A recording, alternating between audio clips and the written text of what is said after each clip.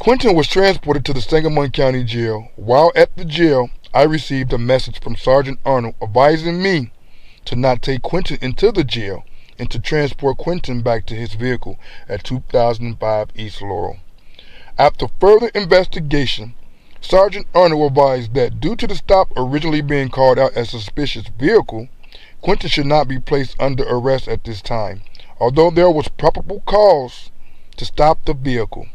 It was not called out as a traffic stop. It being called out as a suspicious vehicle advises that the stop was more so a Terry stop and Quentin would not have to provide his identification. Sergeant Arnold advises me to release Quentin and just write the incident up in a report without an arrest. The state's attorney can determine what, if any, charges need to be pursued. And I was like, well, let me see your ID. And he kept saying, no, no, no. And so I was just waiting until Smith got here to arrest him, because at that point, I'm not about to keep asking you your name. And you're not about to keep telling me no.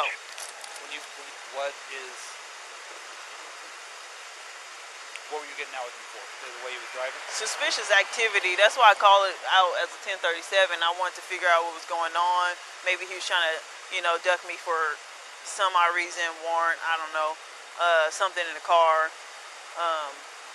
But I just found it weird how he was acting every time I looked at him, he like stared at me with this weird, Okay. So I just didn't have I just didn't have a right feeling about it. Okay. So he pulls over when you come, like, you didn't pull him over there, right? He was already stopped, or did you pull him over? No, he like pulled over and then I made a 1037. Okay, so he was already stopped. Yeah. And then you got out with him. And when you get out with him, when you pull up, did he jump out of the car, or was he already out of the car? Yeah, he jumped out of the car and sat on the back of it. Okay. The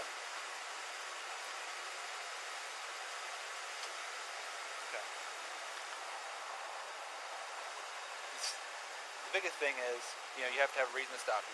He's not committed any kind of traffic offense, right? Or had to commit a traffic offense that you know of. Like when he pulled over, did he signal? No, signal before he turned, stuff like that? No, not when he turned over there. No, okay. I guess I could have made a 1038, code 38, okay. but. Well, you just gotta, you only have to identify yourself when you committed a crime or about to commit a crime, and you're doing a Terry stop, right. crime, stuff like that. Right. So if he's not identifying himself, and you've got him for the turn signal he didn't use, however I don't know if he's blocking that drive or not, but stuff like that, then you got, you know what I mean? You know what I'm saying? Yeah. You have to build up the reason, because he doesn't have to identify himself if he's not doing anything illegal. Right. Right? So that's what we've got to make sure you have reason to be asking for his identification and stuff like that. That's why I wanted to know the what happened up to now. But you saw Officer Blair, badge number 785, pretty much fabricate a report. You also saw Sergeant Arnold, who I want to speak about for a quick second and say, let's just be clear here. They all Team Blue. His job is to get them back as officers. He's training her in the process, so he's trying to help her justify her arrest. This is why I'm transported to jail when he already knew I did nothing wrong. So this is why that blue shield, and when people say there's no good cops, this is what they mean by that. Because if you turn your back and let your fellow officer do wrong, then you are the problem as well. But because he knows how ignorant this young lady was, Officer Arnold had second thoughts and made the right decision to have her release me, bring me back to my car. So I commend him for that.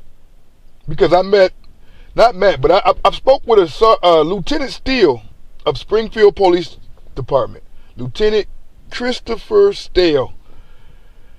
And this guy pretty much told me he would have did the same thing that Miss Blair did. Just because it's what he perceived me to be doing is not what normal people do. So I want to shout Lieutenant Christopher Steele out today. And I don't know how he got that far, 24 years. His pay keeps going up, but his IQ keeps going down.